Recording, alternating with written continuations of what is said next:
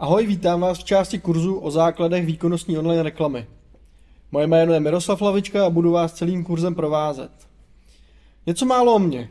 Už od roku 2016 pracuji jako specialista na online marketing ve společnosti NetMagnet.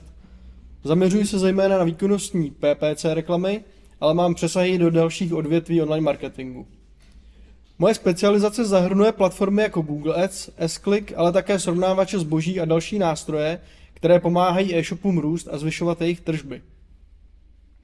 Tento kurz je rozdělen do 4 hlavních částí. Každá z nich vám přiblíží jinou platformu nebo nástroj, se kterými můžete dosáhnout vyšší výkonnosti vašeho online podnikání. V krátké úvodní části si vysvětlíme, co je to výkonnostní online marketing a proč se tomu říká výkonnostní. Ve druhé části se budeme věnovat platformě Google Ads.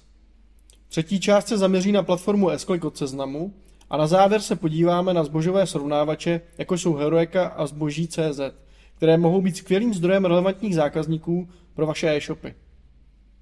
Výkonnostní online marketing je typ marketingu zaměřený přímo na dosažení konkrétních cílů, ať už je to zvýšení tržeb, počet objednávek nebo konverzí. V podstatě jde o to, že se platí za výsledek. Celý výkonnostní online marketing je tedy orientovaný hlavně na výsledky. V tomto přístupu nehledáme jen to, jak oslovit zákazníky, ale jak co nejefektivněji přivést ty, kteří mají zájem o produkt nebo službu a pravděpodobně nakoupí. Proč se tomu tedy říká výkonnostní? Proč ne jenom prostě online marketing? Výkonnostní se tomu říká proto, že veškeré aktivity a investice směřujeme k maximalizaci výsledků. Měříme úspěšnost kampaní, optimalizujeme a průběžně vyhodnocujeme, jak každý krok přispívá k dosažení našich cílů. Abychom si to všechno lépe představili, budeme si během kurzu ukazovat konkrétní příklady na fiktivním e-shopu na platformě ShopTet.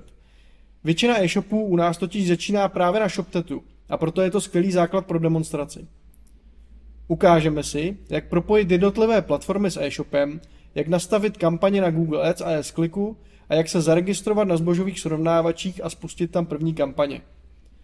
Budeme také řešit praktické otázky, jako je správná struktura kampaní nebo základní nastavení měření. Tento příklad vám umožní lépe porozumět tomu, jak online marketing v praxi funguje.